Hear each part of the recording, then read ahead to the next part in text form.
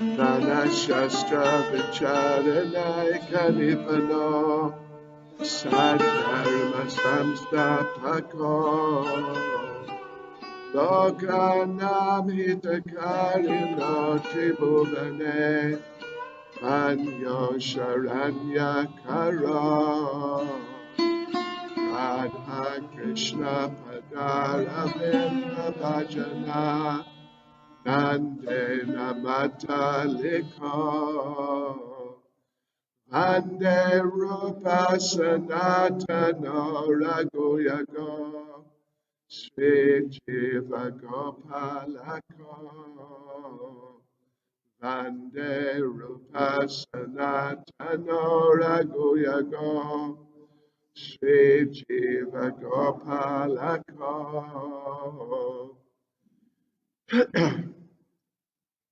offer my respectful obeisances unto the six Goswamis, namely Sri Sanatan Goswami, Sri Rupa Goswami, Sri Raghunath Bhatta Goswami, Sri Raghunath Das Goswami, Sri Jiva Goswami, and Sri Gopal Bhatta Goswami, who are very expert in scrutinizingly studying all the revealed scriptures with the aim of establishing eternal religious principles for the benefit of all human beings. Thus they're honored all over the three worlds, and they're worth taking shelter of, because they're absorbed in the mood of the gopis and are engaged in the transcendental loving service of Radha and Krishna. Nama Om Vishnupadaya Krishna Prestaya Bhutale Srimati Bhakti Vedanta Swaminiti Namane Namaste Saraswati Deve Gauravani Pracharne Nirvishesha Shunyavadi Pastityadeshtarne Sri Krishna Chaitanya Prabhu Nityananda Sri Advaita Gadadha Shivasadi Gaura Bhakta Vrinda Hare Krishna Krishna Krishna Hare Hare Hare Rama Rama Rama Hare Hare Vanchakapatarubhyascha kripa sindhubhya evacha patitanam pavanebhyo vaishnavebhyo namo namaha. Yes, so welcome devotees, and we are in the middle, more or less, of the third chapter of Nectar of Devotion, eligibility of the candidate for accepting devotional service. And we already read and discussed about how a person receives devotional service. Then we spoke about the three different levels of devotees. And now we're going on to a section which is discussing in more detail about the neophyte, the lowest class of devotee, the Kanishta Adhikari, Prakrita Bhakta, materialistic devotee. So let's have a look at this. We are on, in our PDF file, if you're working from that, then we're on page 27, and we are on, let's see, on that actual specific page, on that page 27, we are now, it's the fourth paragraph. It starts, further classification of the neophyte devotee is made in the Bhagavad Gita. It's sort of in the middle of page 27, more or less. And there, Srila Prabhupada refers to Bhagavad Gita. He doesn't quote the verse exactly, but and doesn't give the verse number, but it's Bhagavad Gita chapter 7, verse 16. Chato vida bhajante mam, janasu kritanorajana, arto jigyasur artarti, gyani cha bharatar shaba. O best among the Bharats, 4 kinds of pious men begin to render devotional service unto me: the distressed, the desirer of wealth, the inquisitive, and he who is searching for knowledge of the Absolute. So here in this particular paragraph, Srila Prabhupada refers to them, these 4 categories, as neophyte devotees. They're barely neophyte devotees. They can become proper devotees if they get good association and really get some inspiration. But at least in the verse as translated by Prabhupada, these 4 types of pious people begin to render devotional service. Begin to render. Well, first of all, they have to be somewhat pious. If they're not pious, these 4 types, distressed, desire of wealth, inquisitive, and someone who's really searching for knowledge of the Absolute.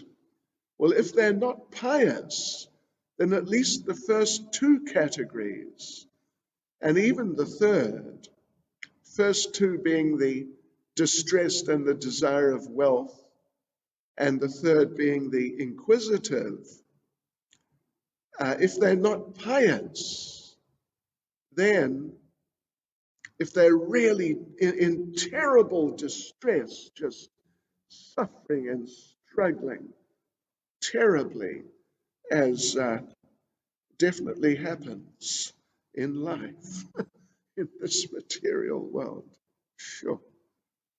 Then such people, if they don't have sufficient piety, there's every chance, or at least there's a good chance, they'll go off in some other quite different direction, and not good direction. Sometimes these people commit suicide because it's just too much distress, again and again, distress, more distress, and they come to the point they cannot take any more distress, and they commit suicide. These things, unfortunately, are going on. In some other cases, again, if they're not pious, then they may take to some type of intoxication to try to just hide their problems, enter into some sort of hallucinatory condition in which life seems good. I seem to feel good, but it's illusion. Yes. So often these people become addicted to intoxicants of different sorts because they provide escapes from the distresses of the real situation. In some other cases, Prabhupada elsewhere makes the point, sometimes they become attached to some sort of extreme ideology, and it becomes a type of shelter for them, like a political philosophy, for example. They may become revolutionaries for some cause, like Che Guevara. Did you hear of Che Guevara? Yeah, he was a revolutionary, and he had a mission to help the people, the poor people. But in the end, he just was killed in just some horrible, pathetic situation. And what was the gain? What was the game? So like this, and I'm sure there are other things that they take shelter of also to try to escape the distress. And the people desiring wealth, if they're not pious, then they may become bank robbers or something of that sort, criminals. Yeah, they want money, they really want money, but they don't have the piety to approach the Supreme Personality of Godhead. So they try and find some other way. Yes, but if they're pious and like simple, humble, gentle souls, then as Lord Krishna says, they may begin to render devotional service. They may begin to render. It doesn't mean, this is the thing, it doesn't mean that they're just becoming devotees and they're on the way. They're devotees. No, they begin. And there's a saying, I don't know if you're familiar with this saying, but there is many a slip twixt cup and lip. Yeah, I think we mentioned this the other day, some days ago, that, the tea is grown in some place and it is shipped over, and then it is sort of processed and packaged. Then it's put in the shops and you buy it and you take it home and then you prepare it. It's come a long way, and it's been a somewhat eventful journey, but now it's right there with you. And now all you got to do is lift it to your mouth, and that's it. But they say there is many a slip in between the cup and the lip. Yeah. So there's no guarantee these people are going to become devotees. They may. The way they may, we mentioned, is if they get the association of devotees. Prabhupada says here in the same paragraph, such beginners can be elevated to the second class or first class platform if they associate with pure devotees. So if they get good association, then the distressed person can be elevated from just the level on which the whole thing is, solve the distress. That's all. Beyond that, well, there's no real consideration or no real thought. The only idea is solve the distress.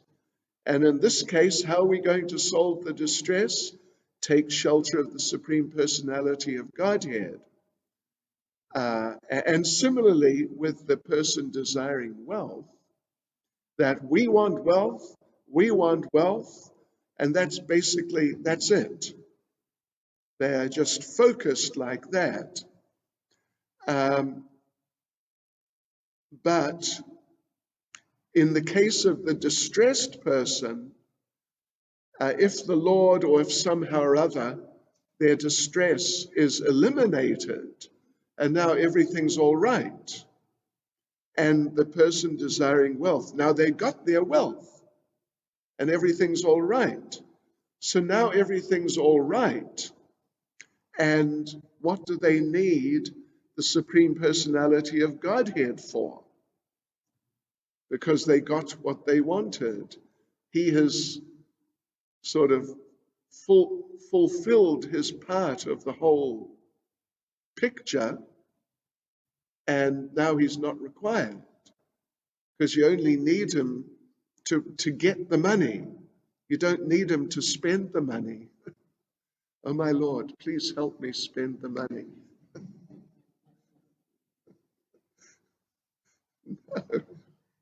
Yeah. Or if it's happy days, now I've got many friends, my health is good, and I've got a girlfriend, and, I don't need God to help me with, now I've got a girlfriend, or now I've got good health. Yes, so this is the tendency. They begin to render service, but then when their requirements are fulfilled, then the requirement of having the Supreme Lord in your life falls away. And, you've probably heard we've mentioned before that an example, a relevant type of common example, is when your car is running out of petrol, you need a petrol station. And so you find a petrol station. You may even ask, where's a petrol station? Then you find it. Now you've got filled up with petrol. Now you don't need the petrol station any longer. Of course, nowadays they have shops selling snacks and drinks and things.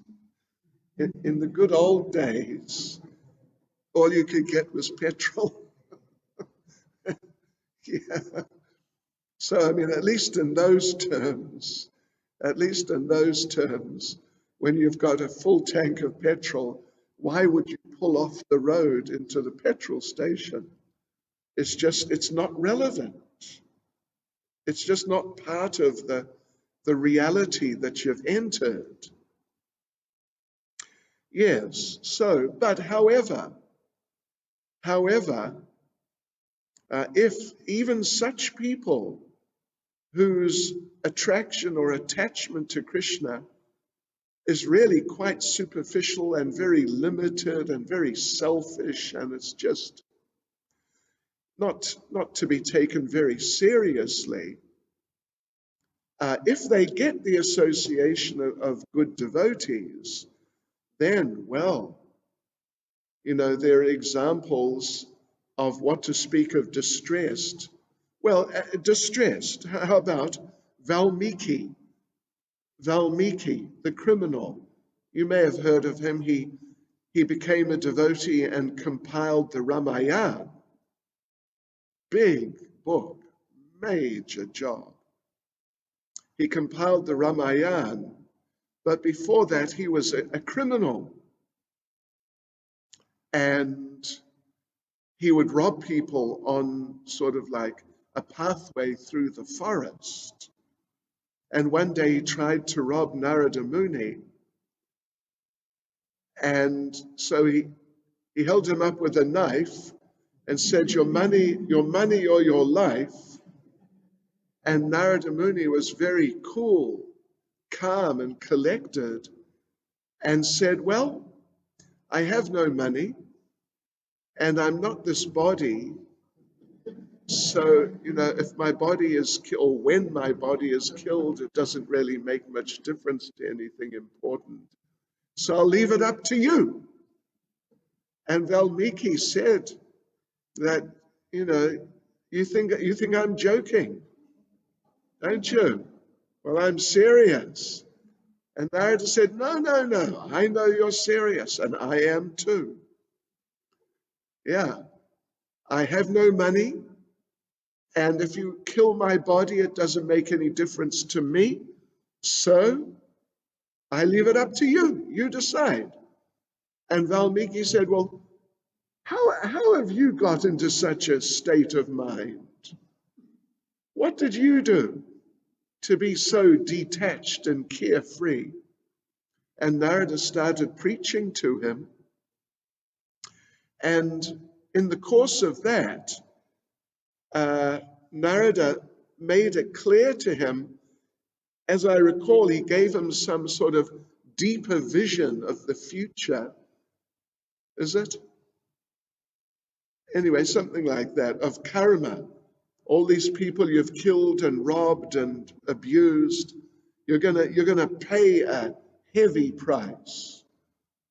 And Valmiki became distressed. He became distressed. And the first thing he said as he became distressed was, but I am doing this to provide for my wife and children. Surely they should share the bad reactions. And Narada said, no problem. Just go ask your wife if she'll be willing to share some of the karma, and it'll reduce your problem a bit.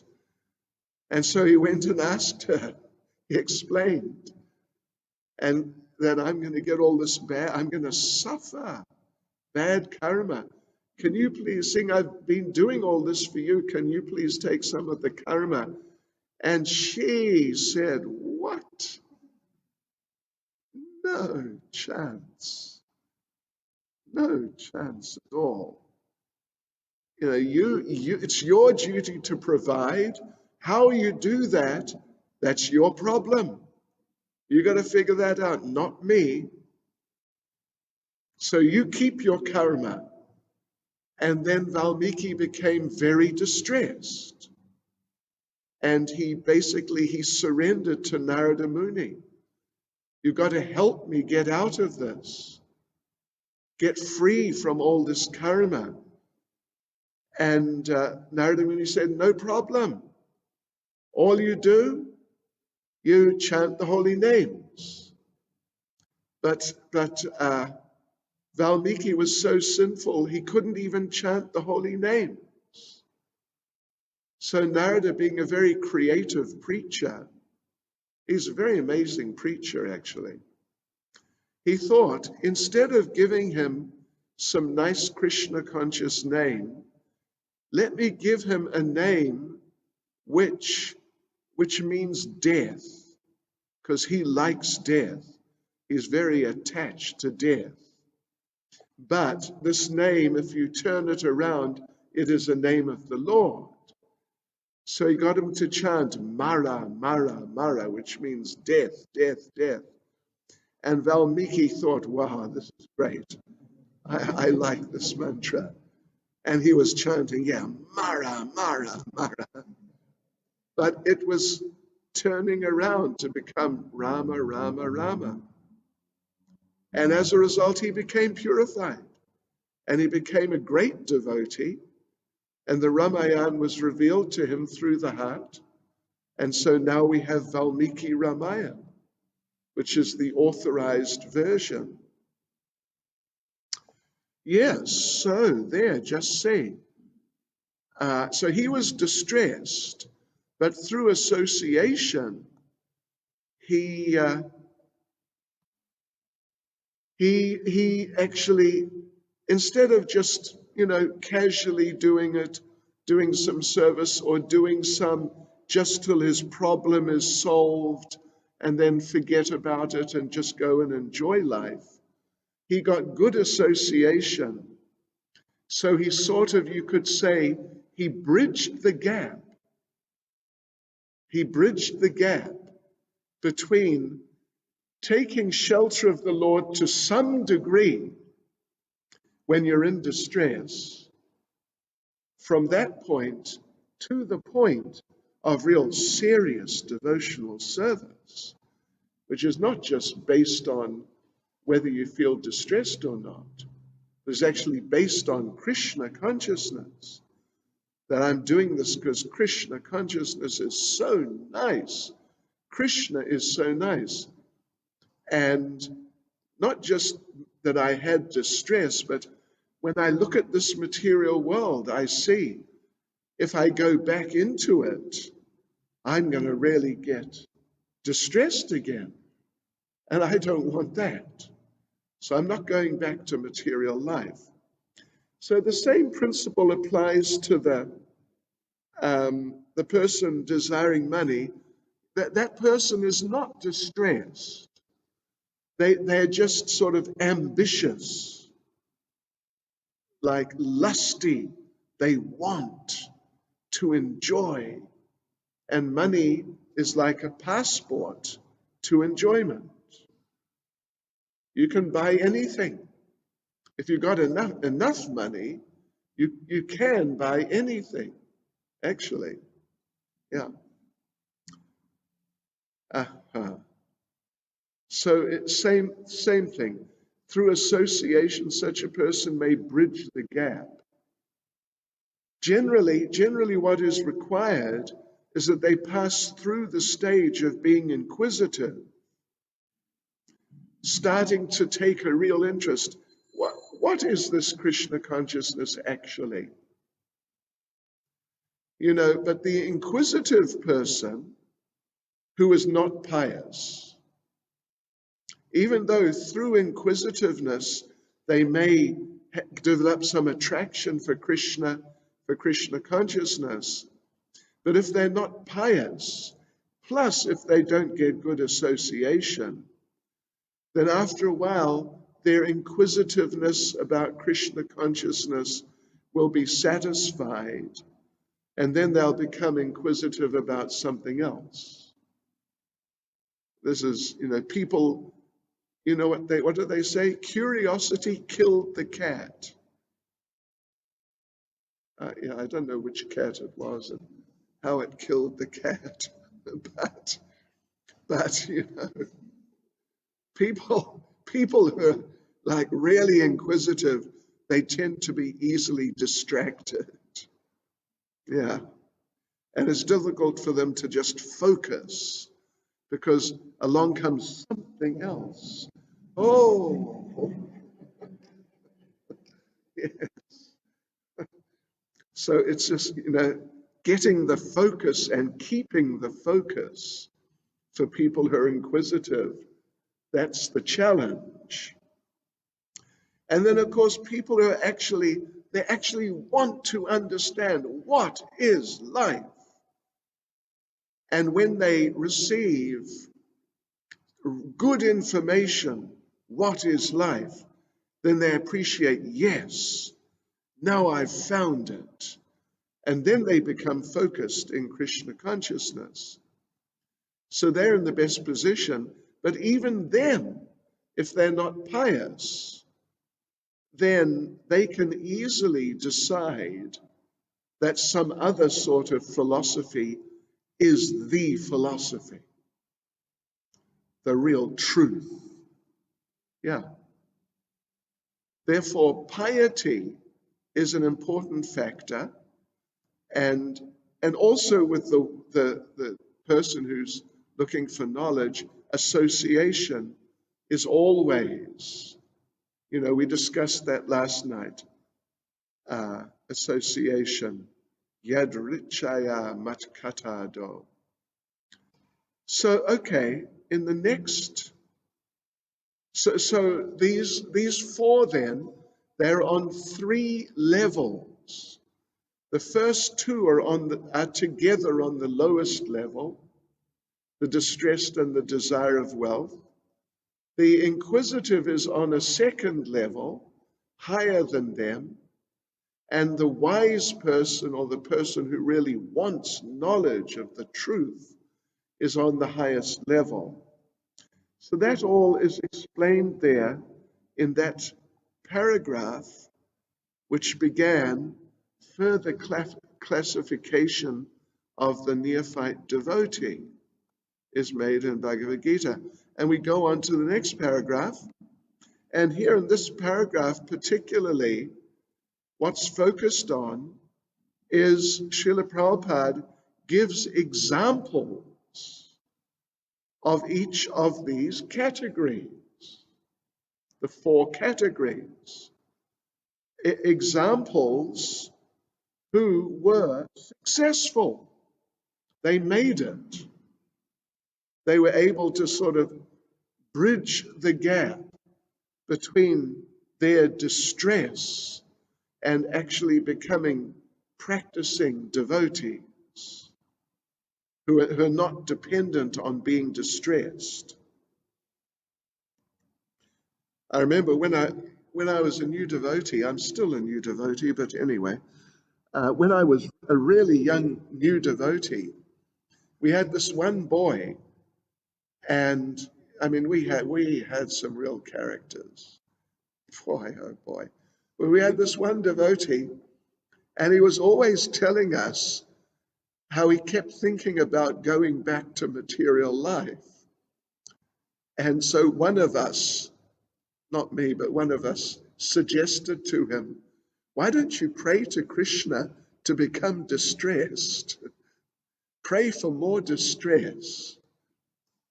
And so he did that, and he came back a little later and said, it worked.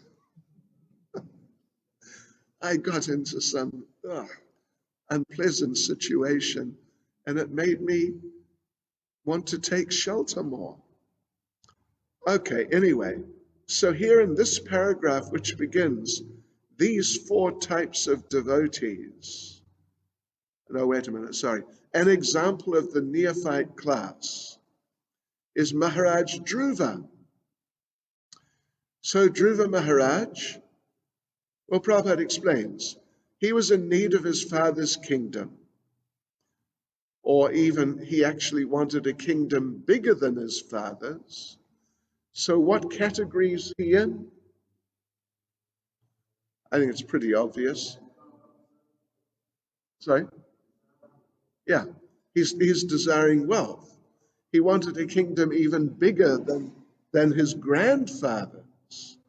And his grandfather was Lord Brahma. And Lord Brahma's kingdom is the entire universe. And you can't really have a kingdom bigger than the entire universe. There's just outer space there. So, or whatever there is, the Mahatattva or something like that. So therefore he's considered as the classic example from scripture of the person who had material desire, who was desiring wealth and desiring, it's not just money necessarily, but desiring material facility. And, there's a verse, what's it now? I forget, in the first canto, Akama sarvakamo va, mokshakama udaradi, tivrena bhakti yogena yajeta purusham param, which means even if a person has all material desires, or no material desires, or all material desires, akama, no material desires, sarva kama, all material desires, moksha kama, desires liberation, then tivrena bhakti yogena, they should perform devotional service, yajeta purusham param, and in this way worship the Supreme Lord. So Dhruva Maharaj is the classic example of sarva kama. He wanted everything. He wanted everything. He didn't just have a few pet desires, which he was really into. He wanted the lot, the whole universe, and if possible, more. Yes, but if you know the story, he got the association of Narada Muni. And through Narada Muni's association, I mean, it's a bit of a long story, and there are some subtleties and intricacies in it. But due to the association of Narada Muni, he was able to become attached to the Lord and actually become a devotee. Then Prabhupada, next example Prabhupada gives is Gajendra the elephant, who's in the 8th canto. 8th canto of Srimad Bhagavatam. He was distressed. Have you read 8th canto Srimad Bhagavatam? No. No, you must read it. Where are you up to? Shh. No comment. All right. Anyway, do I do here? Yeah. Gajendra, right. Gajendra the elephant is described in the 8th canto of Srimad Bhagavatam that, and again, it's another one of our long stories, but basically he got caught. He was in a river or a lake, in a body of water, and he got caught by a crocodile. And they were kind of evenly matched, you could say.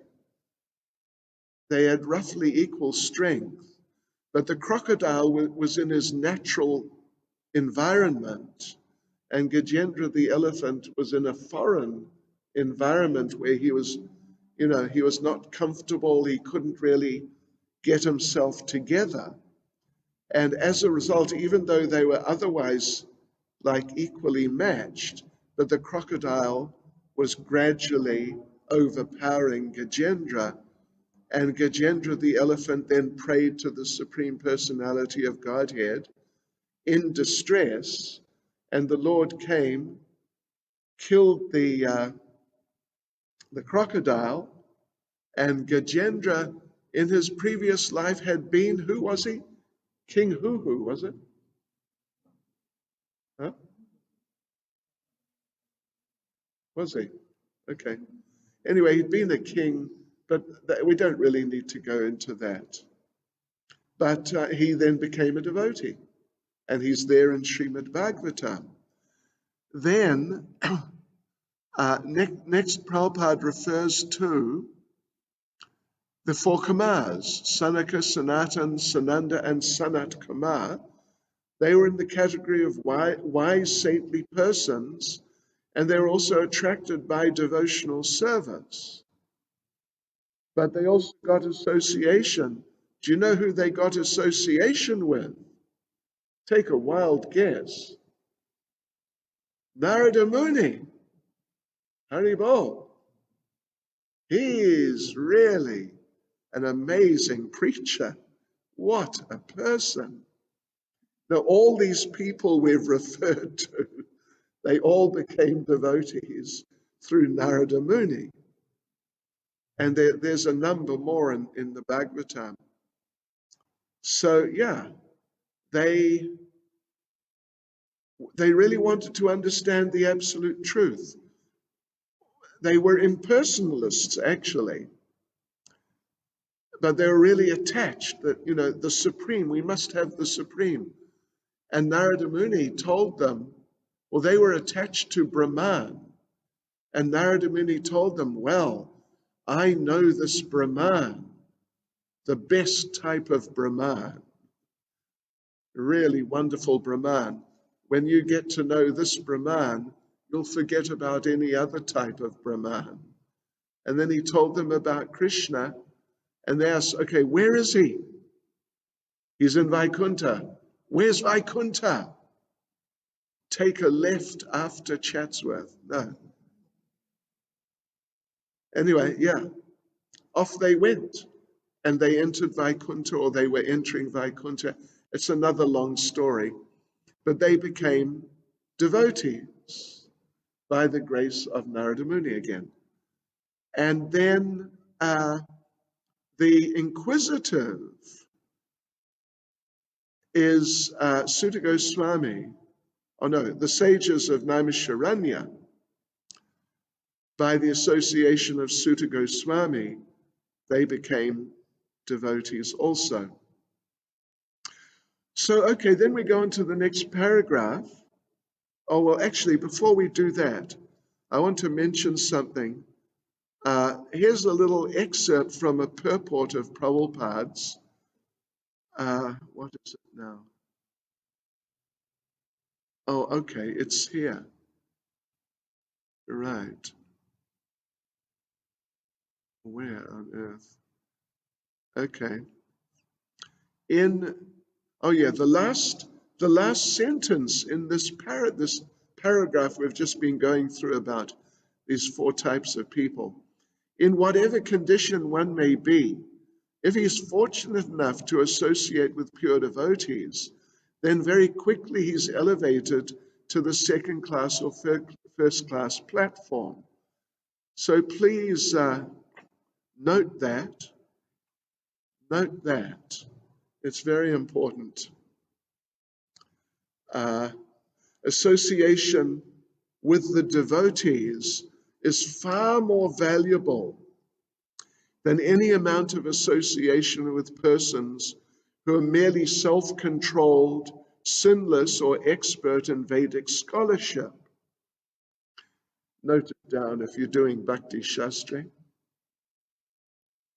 If you're doing Bhakti, anyway, if you're not, it's okay. But yeah, if you're doing Bhakti Shastri, hint, hint, note it down. And we move on to the next paragraph. And actually, in the next paragraph, which begins, these four types of devotees, well, we've already covered that. We already discussed that. That they've all been accepted as pious, and without becoming pious, no one can come to devotional service. Yes. So in Bhagavad Gita, there's a famous verse that only one who's continually executed pious activities, whose sinful reactions have been completely stopped, can take to Krishna consciousness with real determination. And in fact, Prabhupada makes the point here, without pious activities, if a man is in a distressed condition, he becomes an agnostic, a communist, or something like that. Because he doesn't firmly believe in God, he thinks he can adjust his distressed condition by totally disbelieving in him. So then next paragraph, just a second, next paragraph. Lord Krishna, they're all dear to him, they're all special people. But the wise one is most dear. Yes. And the wise man, a wise man who becomes attached to Krishna does not want any return from him, either in the form of relieving distress or in gaining money. This means that from the very beginning, his basic principle of attachment to Krishna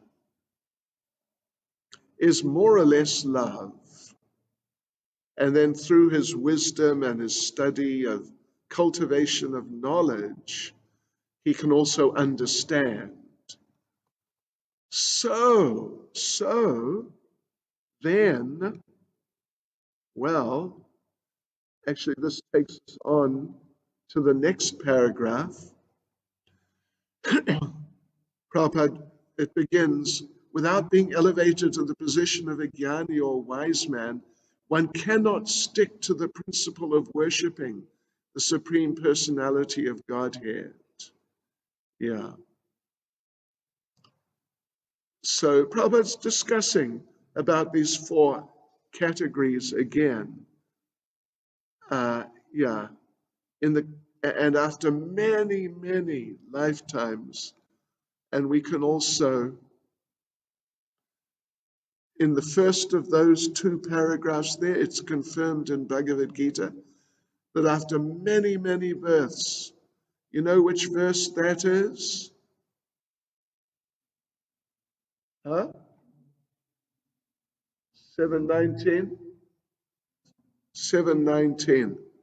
Bahunam janmanam ante gyanavam mam prapajate Vasudeva sarvamiti samahatma sadurlabha. So if you're doing the Bhakti Shastri, make note of that also. Okay. All right. I'm serious. Yeah. So, okay, then we go on, we move on. We're sort of coming to the end here. What now? Where are we?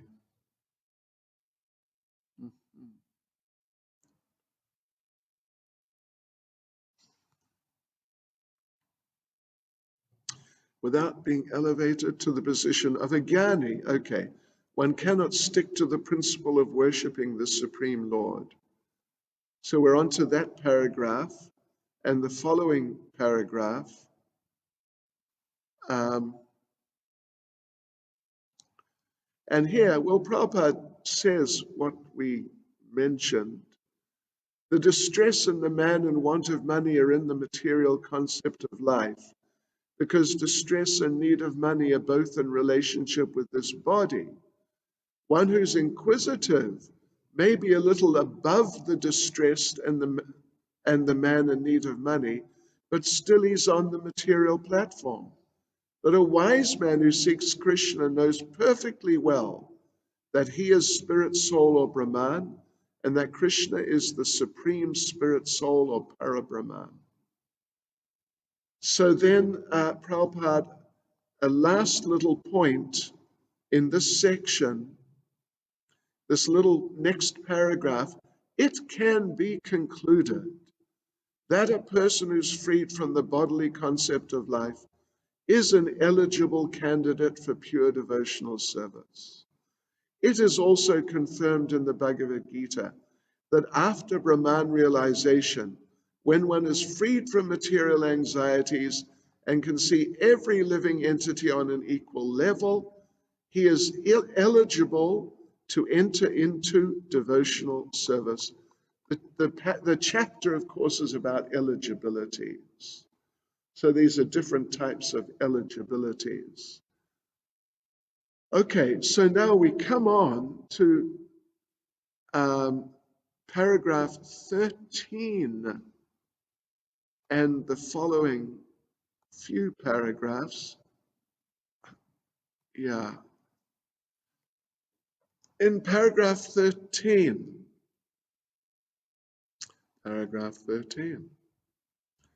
it says, oh yeah, well, okay. Now, this is the fourth section. This is the fourth section. Do you remember I told you what's the fourth section about? Do you remember? Did you write it down? The fourth section is about watch out for bhakti and mukti. Watch out for bhakti and mukti. Bhakti meaning material enjoyment, mukti meaning basically impersonal liberation. Watch out for these, because these can provide kind of like nasty challenges if you're not careful. And ultimately, even mukti can provide the nastiest challenge. But let's read through a bit and see what Prabhupada says. So let's see. In this paragraph 13, which begins, as stated before, there are three kinds of happiness. Are you with me? Let's hope. So anyway, there are these three types of happiness: material, spiritual, meaning impersonal, and devotional. And devotional service and the happiness from it are not possible as long as one is materially affected. If someone has desire for material enjoyment or for becoming one with the Supreme, these are both considered material concepts. So Prabhupada explains that the desire to become one with God is just a different form, a special form of desire for material enjoyment. Because if you become God, wow, you can really enjoy. You become the biggest enjoyer. This thing has gone off. What do we do? I hope it hasn't. We haven't lost them.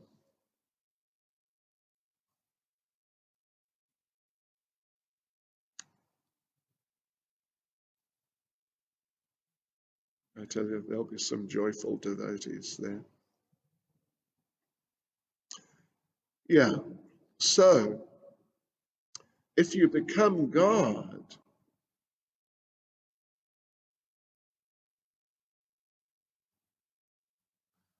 oh boy, then you can really enjoy life. So therefore, they're they're the same, or at the very least, they're really closely related. But ultimately, actually, they are the same, really. So these are considered to be like two witches. They're so closely related, or they're just more or less the same thing. So you've got to watch out for these. So, and then if we go on to the next paragraph, however, the perfect spiritual concept of life is complete knowledge of one's constitutional position. We must know that we are finite and the Lord is infinite. Therefore, it's not possible to become one with the Lord. How's it possible? There's no possibility. Yes. So, but Prabhupada, if you look at towards the end of that paragraph, Srila Rupa Goswami has therefore compared possessing these bhukti, material, and mukti, liberation, desires, with being influenced by the black art of a witch. In both cases, one is in trouble.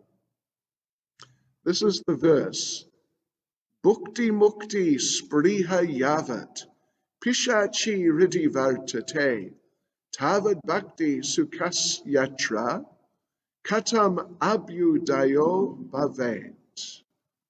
The material desire to enjoy the material world and the desire to become liberated from material bondage are considered to be two witches, and they haunt one like ghosts.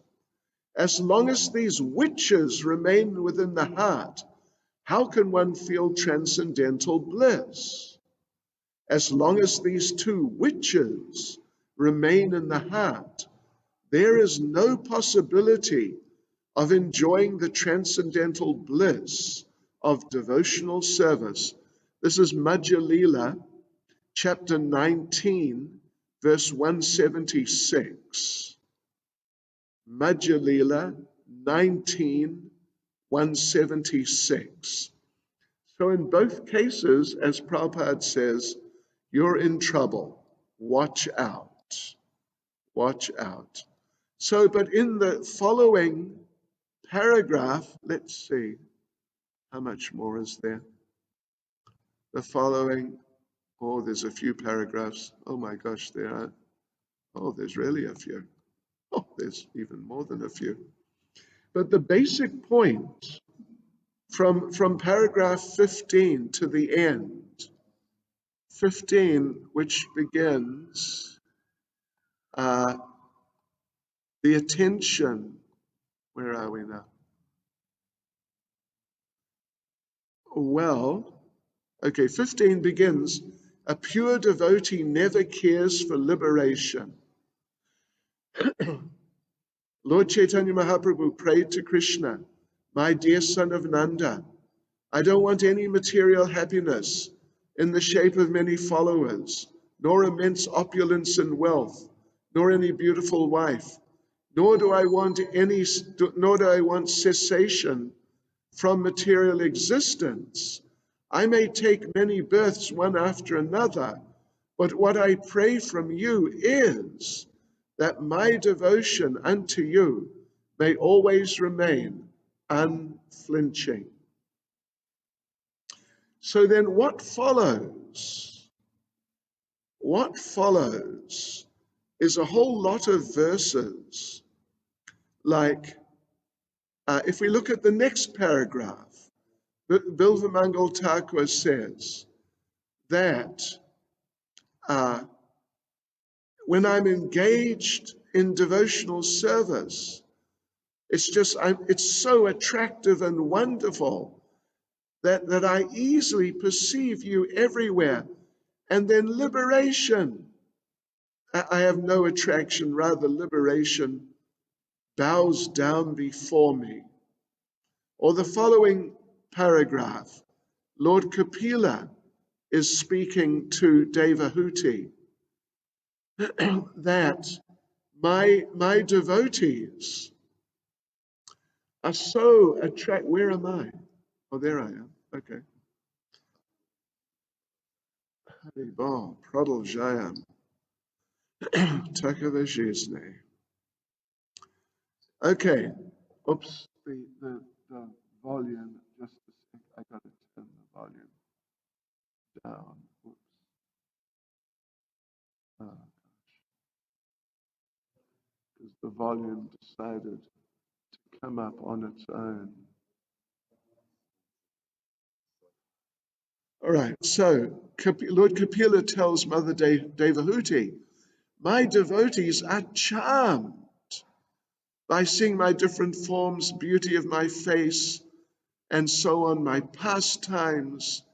So wonderful. They're so absorbed in me. They don't care for any liberation or material happiness. And then it follows further. Anyway, there's a number of verses basically saying things like that. In not the next verse, but the following one, a similar passage is also there. It's Uddhava, addressing Krishna. My dear Lord, for persons who are engaged in your transcendental loving service, there's nothing worth obtaining from religiousness, economic development, sense gratification, or liberation. Although happiness from these sources can be very easily had by them. In spite of such facilities, my Lord, I don't desire to achieve any such results. So basically, there's just this sequence of verses expressing that type of point, that the devotees, because of their advancement, they have no interest in anything else. Yeah, and this is their eligibility for pure devotional service. Hare Krishna. Let me just see if there's anything else I should bring to your attention. No. All right, there you go, devotees. The Zoomers, I'm really sorry about that. Don't worry, it will not happen tomorrow. Yeah. But I have made a copy, and I'll forward a copy to you all. So thank you very much for your attention. Srila Prabhupada Ki Jai. Hare Krishna.